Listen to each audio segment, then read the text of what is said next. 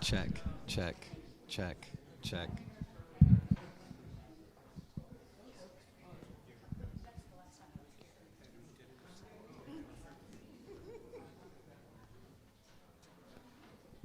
I did pull it off.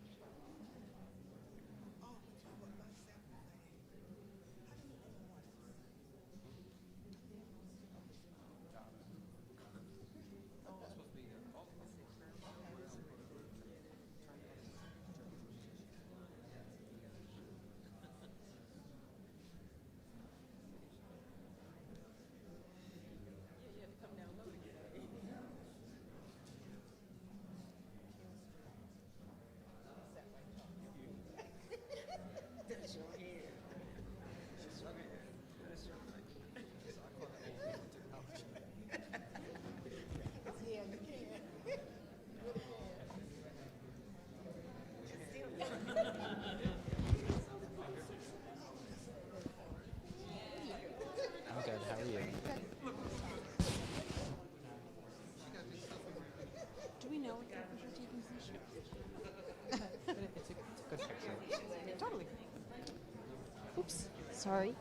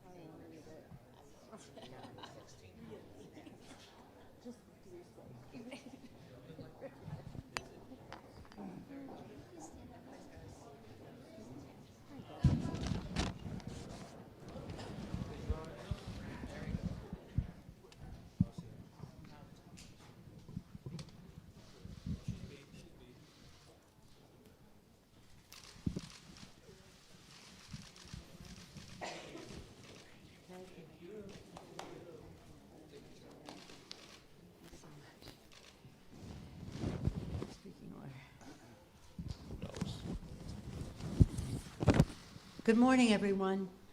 Thank you for being here. Be standing behind us and in front of us here are the VIPs, the people who make America work, the working people of our country, who are the backbone of our middle class, the backbone of our democracy. And unfortunately, we meet during a dark time for America's workers. As government is shut down, it's a dark time. Last night, the president spouted more malice and misinformation, appealing to fear instead of facts. The reality is that the president could end the Trump shutdown and reopen government today, and he should. Instead, he is holding the American people hostage to his ineffective, expensive wall and withholding paychecks for hardworking Americans. To some, he is saying, work without a paycheck. To others, he's saying, just stay home. In all of those cases, he's being unfair, not only to the workers, but also to the American people whose services he is depriving them, he's depriving, and also to our economy. The president's manufacturing crisis reaches into the lives of millions of Americans. It threatens services and benefits they need to stay healthy and secure. It robs hardworking Americans of their paychecks. Some we will hear from, like Steve Reeves and the 3,200 workers of the AFGE National Local 4060, Holly Salamito and the 5,000 workers of AFGE Council 222, Eric Young and the 3,200 men and women of AFGE Council 33. These numbers are numbers to you, but they are people. They are families. They are resources in our community, and we'll hear from them. And of course, we're very, very honored to welcome J. David Cox, who represents the 700,000 American Federation of Government Employees. Later today, congressional Democrats will go to the White House, will have given the president a Republican path forward. We have said to them, we are willing to accept what the Senate Republicans have passed overwhelmingly in the Senate. We'll take your path forward. Take yes for an answer. Instead, he has chosen a wall over workers. The president needs to end his senseless shutdown and reopen the government. And a champion in making that distinction for the president. You want to negotiate on the wall? Let's proceed in a way that is respectful of our security and respectful of our values. I'm pleased to yield to the distinguished Democratic leader of the Senate, Senator Schumer. Thank you, Leader Pelosi, and I want to thank everyone here from AFSCME, J. David Cox, and the great workers. And these are the people this is all about. These are people, it could be a Monday, cloudy Monday morning, rainy. They have 100 fever, but they go to work because they believe in what they are doing. They know how important it is to the American people. And to use them as hostages through a temper tantrum by the president is just so wrong, so unfair, so mean-spirited. It ought to end, and it ought to end now. Hundreds of thousands of federal workers are furloughed. 100,000 more are working without pay. In a short time, they're going to miss their first paycheck. And when you multiply those federal workers by their family members, the people they love and care about and who rely on their steady paycheck to survive, you get a better sense of the pain that the president is causing with his shutdown.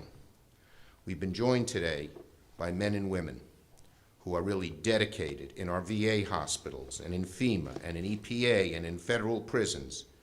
The people behind me represent the real human collateral damage of President Trump's temper tantrum. The president speaks all the time using this shutdown to make our border secure. But the dark irony is he's forcing TSA agents, CBP officers, and prison guards to work without pay. Tell me how that makes America more secure. So the president needs to come to his senses and end this shutdown now. I don't think he persuaded a soul with his talk last night. It was same old, mistruths, divisiveness. Didn't have the effect he had hoped. Speaker Pelosi and I are ready to pass legislation, already approved by Senate Republicans, to reopen the government. And while we continue the debate on border security, we all want border security. There are different views on how to get there. But to hold these people hostage, instead of just letting them do their jobs, which they want to do while we work out our differences, so wrong. Why should we ask TSA officers to go without their hard-earned pay while they protect our airports? Why should we ask food safety inspectors to go without their hard-earned pay while they ensure the food we eat is safe? Why should we ask prison guards to go without their hard-earned pay while they keep the public safe? It makes no sense. None of these things have anything to do with a $5 billion request to fund the wall, which of course Mexico is still not paying for, despite what the president said last night. The House passed legislation to reopen the government. It's time for President Trump, our Republican colleagues in the Senate, to accept it. My message to President Trump and my Republican colleagues in Congress is simple. Our federal workers just want to do their job. It's time that you do yours. J. David Cox. Thank you so much, Leader. Good morning, and I truly want to thank Speaker Pelosi and Leader Schumer for inviting us here today. Federal employees are absolutely, completely, and without reservation opposed to this government shutdown lockout, and it is a lockout, brothers and sisters. Whether we're being forced to work without pay or locked out of our jobs and prevented from going to work, We want this shutdown lockout to end this very minute. We don't just oppose it because we're not getting paid, but that would be reason enough. We don't just oppose it because we're being kept from doing our jobs on behalf of the American citizens, but that would be enough. We don't just oppose it because it makes a mockery of our democracy and our government, but that too would be reason enough. We oppose it for all those reasons plus another very important reason. One, we oppose being held hostage.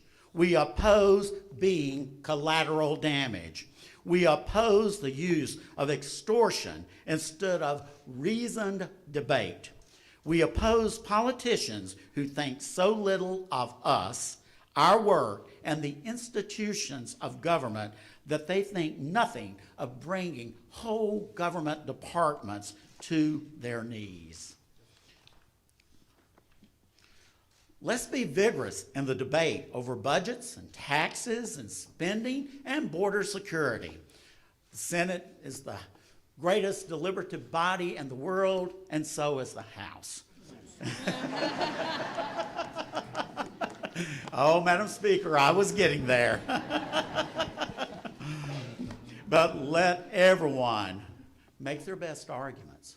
Try to persuade people. That's our system of government. That's the system of checks and balances in our government. But do not hold the government hostage. Do not hold our tax dollars hostage. Do not hold federal employees hostage. Do not hold our members' paycheck hostage.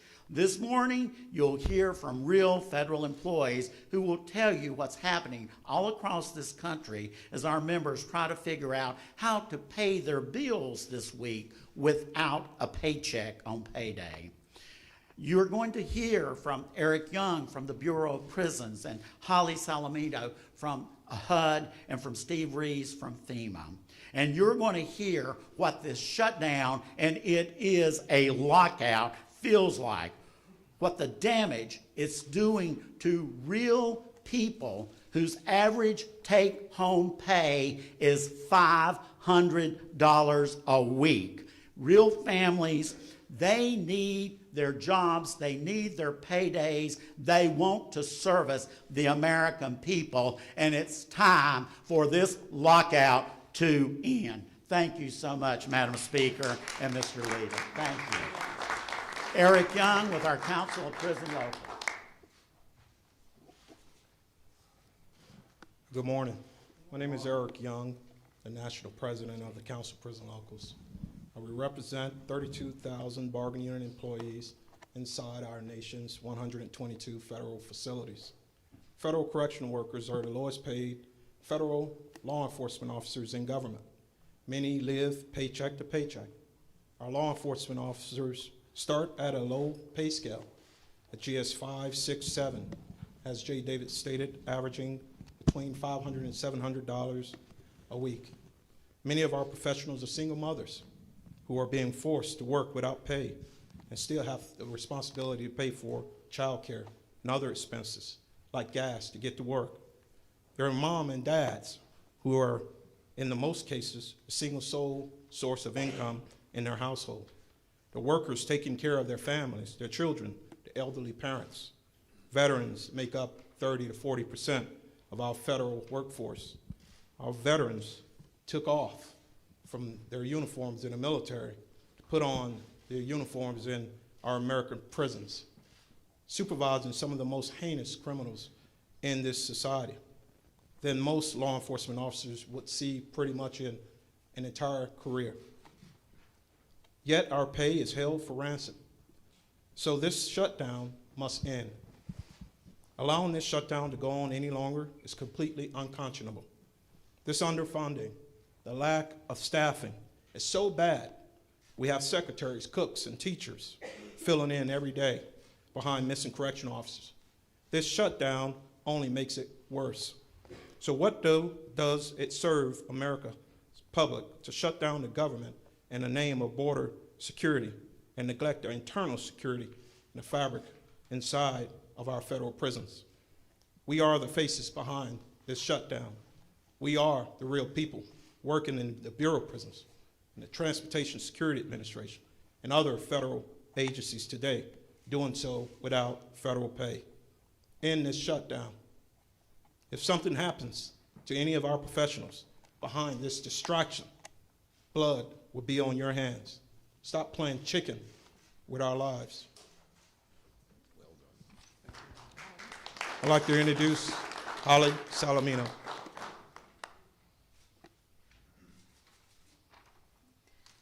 My name is Holly Salamito, and I serve as the president of AFGE Council 222, representing more than 5,000 employees across the country who work at the Department of Housing and Urban Development. This is a very difficult time for HUD employees.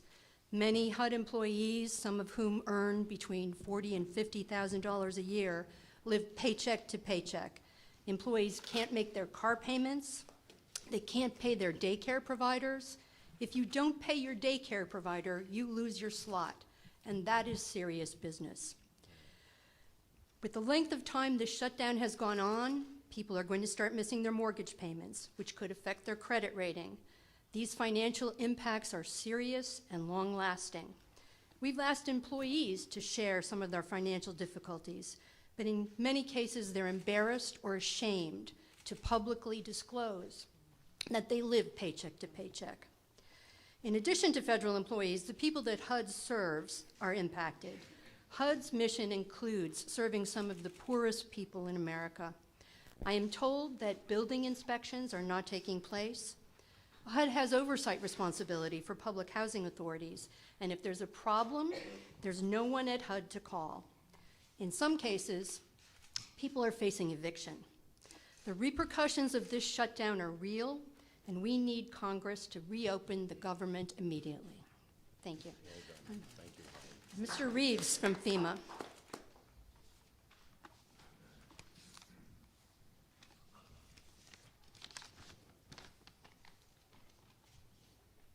My name is Steve Reeves. I'm a 23-year Army veteran who joined the civil service after retiring from the Army. I'm here today as the leader of the union for FEMA. We have more than 3,200 employees at the Federal Emergency Management Agency. We're just recovering from one of the most active hurricane seasons in recent memory, not to mention the historic wildfires that have devastated California. Ordinarily, this is when we restock, this is when we rest our people, this is when we prepare for the next big disaster. What this means is anyone who needs insurance claims, property damages while we're out, and the American people ask, where is FEMA? We're furloughed. We need the government opened now. Speaker Pelosi. Thank you very much, Steve. Please to have any questions. Before we do, though, I just want to address something, a couple of things that we heard here. We've heard that many of our public employees, federal public employees, are veterans. Our veterans are very adversely affected by this. If we want to support our veterans, we will not hurt their credit rating. And that's what missing a mortgage, a rental payment, a car payment, and the rest does to everyone's credit rating. As far as credit ratings are concerned, the credit rating of the United States of America will be affected if this goes on as the president says he's willing to let it go for months or years. How irresponsible in that regard.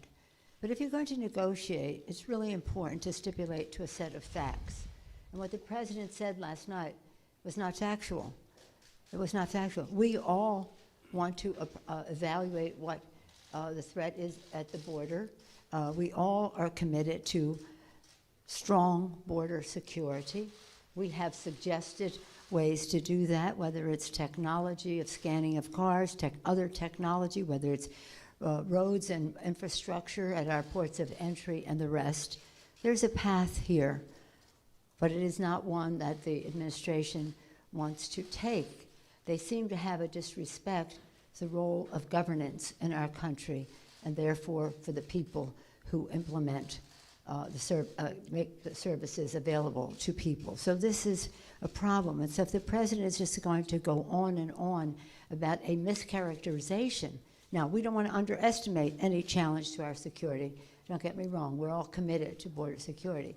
But if he's going to misrepresent the nature of that challenge, then we have to say to him, Mr. President, the evidence does not support the threat that you are describing. With that, any questions? Yes, sir. Yes, sir. This goes on, continues to go on, with no end in sight. Will there ever reach a point where you have to negotiate a middle ground on money for the border wall and border security with this president? We have been negotiating. The White House seems to move the goalpost every time they come with a proposal. They walk away from it. Pretty soon these goalposts won't even be in the stadium. So what we want to say to them, if we can come to some agreement, we want it in writing so the public can see it, so it doesn't change. But it's much harder to achieve a good negotiation while the government's shut down. The first order of business, we'll continue to negotiate. The first order of business, open up the government. You heard these people, right? Speaker, Next question. Speaker Pelosi. We are seeing a growing number of Republicans saying that they do support your plan to reopen the government. Do you think you can get enough members from the other side of the aisle to force the Republicans' hand to act on this? Well, The president has obviously, and I thank you for that question, because it really, some of the responsibility, of course, is on the president, who just has an obsession with this wall, but it's on the Republicans in Congress as well. They know full well that we have to open up government, and we have to do so as soon as possible, and yet they're walking away from their own legislation. This is legislation that passed in the Senate, 92-0 on the floor, and unanimously in committee. So we didn't come up with our own idea in terms of negotiating. We took their idea and said, again, take yes for an answer. and let me say this. Every Republican voted in the Senate to keep the government open. When Leader McConnell put the, I guess, 30-day extension, it's a little more than 30 days, but the extension on the floor. And so, as Leader Pelosi said, we've tried to make it easy for them. Of the 6 bills that Leader Pelosi and the House passed, 4 passed the floor 92-6, so a vast majority of Republicans voted for them. The 2 that didn't pass committee unanimously, Leader McConnell voted for all of them. So we're trying to make it as easy as possible for our Republican friends to join us in opening up the government. Speaker Pelosi, Speaker Pelosi, the president has said that he thinks that federal workers are on his side. So I'm wondering if I could just see a show of hands from you. How many of you want to see the government reopened, but also want to see a wall built? Nobody. So again, this is another example of the president being almost delusionary about what it is. And he says that to us. Oh, the workers are calling me saying, I'll stay out without a paycheck as long as it takes. And it's like, well, give us names. Name names.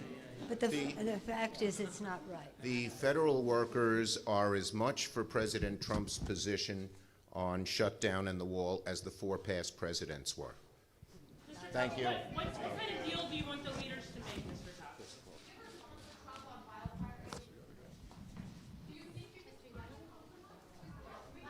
Susan Milligan, I write for U.S. News and World Report.